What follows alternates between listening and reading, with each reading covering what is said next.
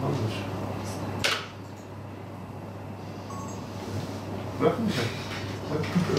Yani çok daha ağırdı. Şimdi lasik başladı. Benim saflardan bir süreçten elimizden takıldı.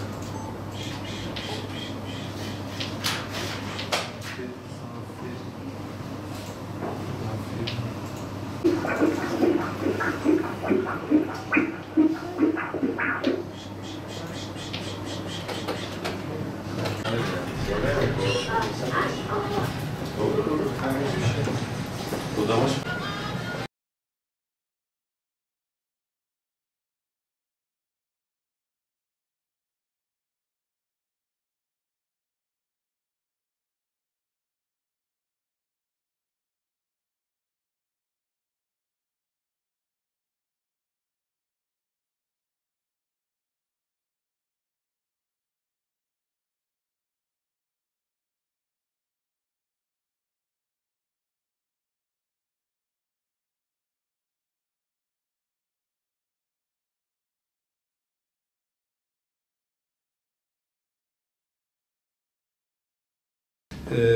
Çocuk kardiyoloji merkezimizde toplamda 3 kardiyoloji uzmanımız, bir de çocuk kardiyovasküler cerrahi uzmanımız çalışmakta.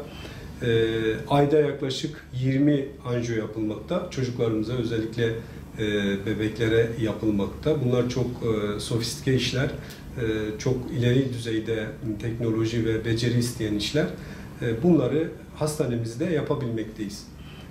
Dediğim gibi vatandaşımıza verdiğimiz sağlık hizmetini nasıl daha iyi hale getirebilirizin derdini yaşıyoruz. Bakanlığımız da bundan dolayı hastanelerimizde, özellikle 3. basamak hastanelerimizde merkezler kurulmasını sağlık politikasına koymuştu. Bu doğrultuda çocuk kardiyoloji merkezimizde yaklaşık 1 yıldır Vanlılara, çevre illere hizmet vermekte. Bildiğiniz gibi coğrafyamızda maalesef akraba evliliği fazla. Akraba evliliğinin fazla olması demek direkt konjenital dediğimiz kalıtsal, yani aileden geçen hastalıkların artmasına neden oluyor. Bunların en önemlileri de kalp damar hastalıklarıdır. Dolayısıyla bölgemizde çocuklarda kalp damar hastalıkları sık gözükmekte.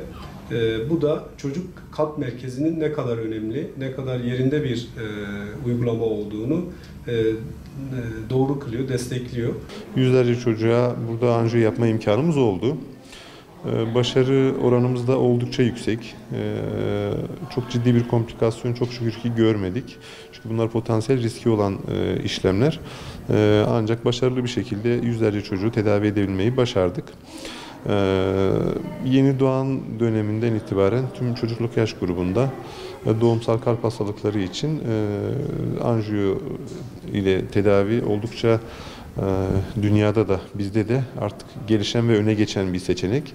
Bunların çoğu daha önceden ameliyat olması gerekiyordu ama gelişen imkanlar ve teknoloji ve sağlıktaki iyileşmeyle birlikte bunları anjiyo yöntemiyle tedavi edebiliyoruz. Tabii birçok faydasını görüyoruz. Örneğin dün anjiyo yaptığımız hastaları bugün taburcu edip evine gönderebiliyoruz. Yoğun bakımda yatmaları gerekmiyor. Uzun süre bir hastane yatışı gerektirmiyor. Bu açıdan oldukça konforlu.